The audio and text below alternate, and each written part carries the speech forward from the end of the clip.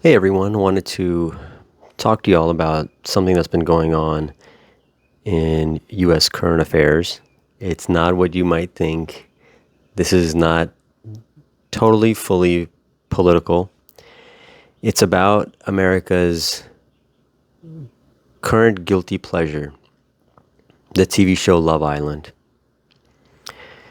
This TV show has been around for some time, but it's just now gaining traction in America. It was released in the UK, I believe, in 2015, and it released in US in 2019. It has some of the most outrageous antics and behavior that normally wouldn't be okay in society. It's a group of essentially strangers living in a house, but they're dating each other. That's the premise of the game is Love Island. You're finding love. They bring singles on. You, in the very beginning, you couple up. Then you have games and you recouple and they introduce bombshells. They have a villa, another villa called Casa Amor, where they'll send all the boys off to that villa, and then they'll introduce new girls to them while their relationships, their partners, their girlfriends are waiting at the main villa, and then they're introduced with a whole group of guys. All these introductions are called bombshells, and it gets pretty crazy. But I think what's happening now is that craziness and that entertainment, that this TV show is causing people to cyberbully these people. It's okay to have an opinion on a show. It's okay to be passionate about it and speak your mind, right? Like in the current seasons, we've loved Huda, we've hated Huda. Now we feel sorry for Huda. We've been mad at Ace and Shelley, and we were upset that Jeremiah left. But to hate these people for their actions on a TV show that they have no idea how it's being filmed, edited, and presented to us. We watch like 45 minutes of a day or two worth of recordings, and what about the other 23 hours and 15 minutes of that day? Obviously some of it's sleeping, but the crazier part, as I dove deeper into this show and the inner workings of it, they have people that are waiting the entire duration of the show in hotels at location, cut off from everyone.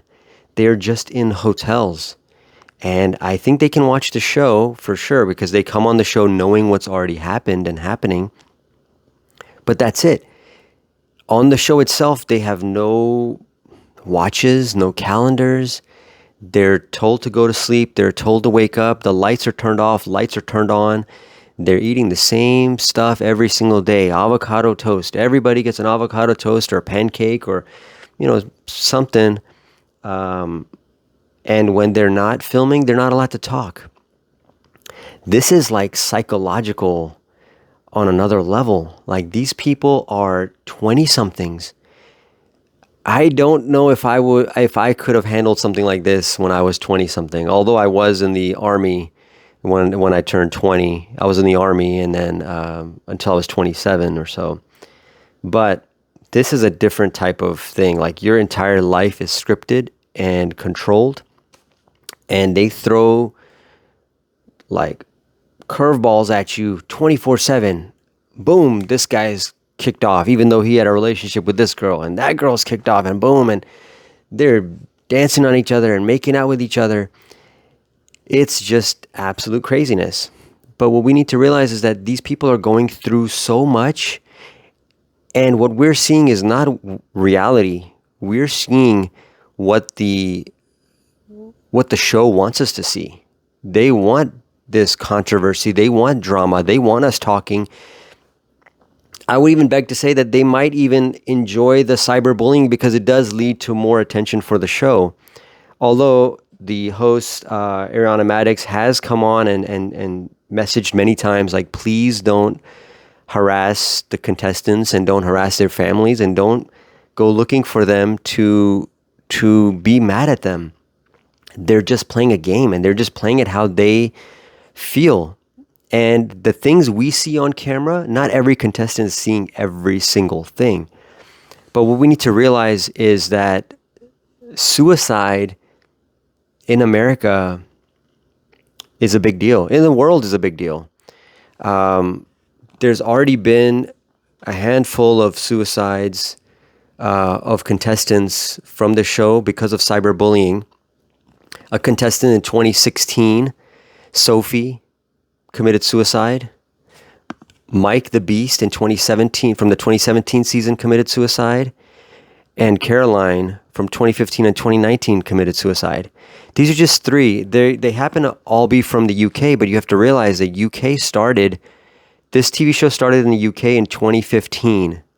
So from 2015 until 2018, just about 3 years after the show started is when it got its popularity, and the minor bullying here and there became like mass bullying, which led to trolling and attacks and threats, causing these people to lose their lives, to think that there's nothing more in life left than to be done with it. This is not the way we should be treating entertainment. It's just entertainment. At the end of the day, I don't care what Ace did to Jeremiah. Jeremiah probably doesn't even care. He's famous now. He's going live and doing podcasts left and right, and he's enjoying his life now because he's off the island. Cyberbullying causes 4,400 deaths a year. Youth deaths, like teens to early mid-20s, 4,400 a year. Just imagine.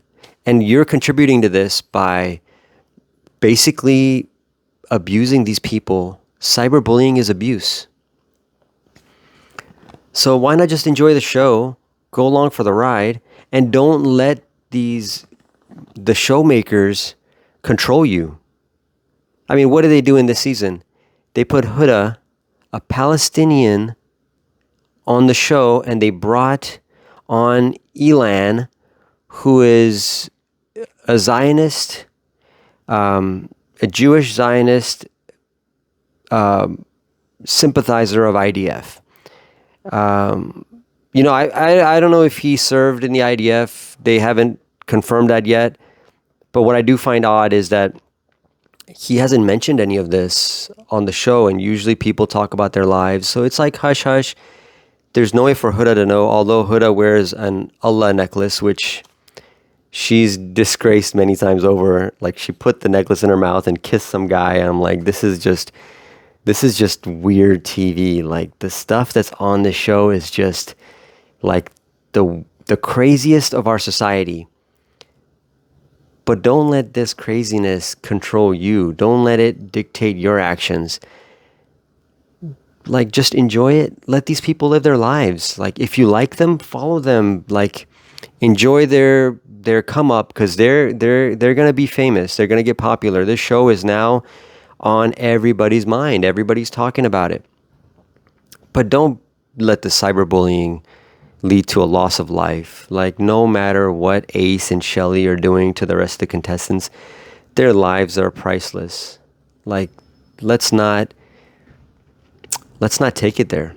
Let's enjoy the show, and hopefully, if people enjoy it, it continues. But, if it leads to problems, then they may have to change the script. So I hope this helps. I hope these contestants can find some sort of comfort knowing that not everybody is against them. Even though I don't like Ace, I don't like Shelly, I don't like Alandria, because of the bullying that they're doing on screen, I don't think it's right to continue that off screen. So I hope that this opens some eyes, because cyberbullying is not just something that hurts these actors and TV show contestants, but it hurts our kids in schools. And the only way we can stop that is by being better models and showing these kids, our kids, that bullying is not okay and mental health is serious. I'm a veteran, a war vet, and suicide is huge in our veteran community, and we are constantly, each of us that have survived going to war and came back, we are constantly doing buddy checks on each other. Teach your kids to do buddy checks on their friends. Teach them, show them that it's okay to defend those that cannot defend themselves or don't have the ability mentally or physically. It's only positive groups can outweigh the negative groups. So just keep the love, the peace, and let's just live together and coexist.